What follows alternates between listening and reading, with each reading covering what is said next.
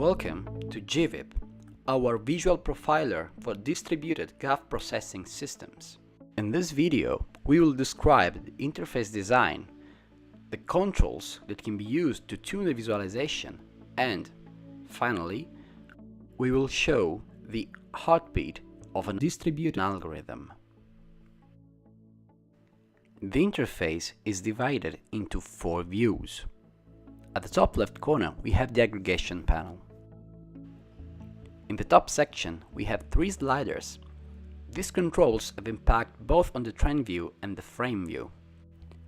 The top slider allows us to filter out the working units that are producing the least amount of traffic at the current frame. The temporal aggregation slider is used to group together more than one superstep into a single frame.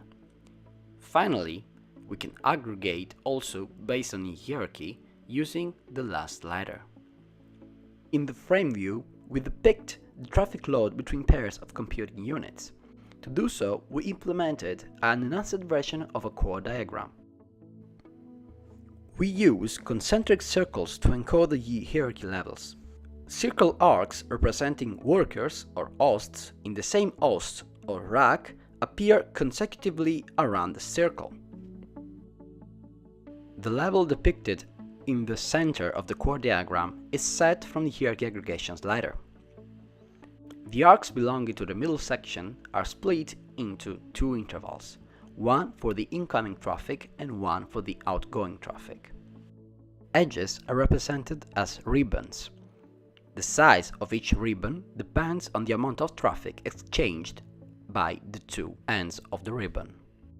The buttons at the top of the frame view are used to change page, frame, or start the heartbeat visualization.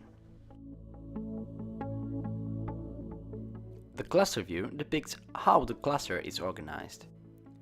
The size of each tile depends on how many vertices have been assigned to the corresponding unit. Hovering with the mouse over each tile will highlight all the corresponding elements both on the frame view and on the trend view. By clicking on them instead, the corresponding elements will be hidden. The remaining part of the screen is occupied by the trend view. For each computing unit, which can be a worker, host, or rack, this view shows the evolution throughout the computation of the running time, number of exchanged messages, and number of exchanged bytes. By manipulating the commands in the aggregation panel, we can change the visualization to suit our needs. In this example, we set the hierarchy aggregation to the host level. We then set the temporal aggregation to 6 supersteps per frame.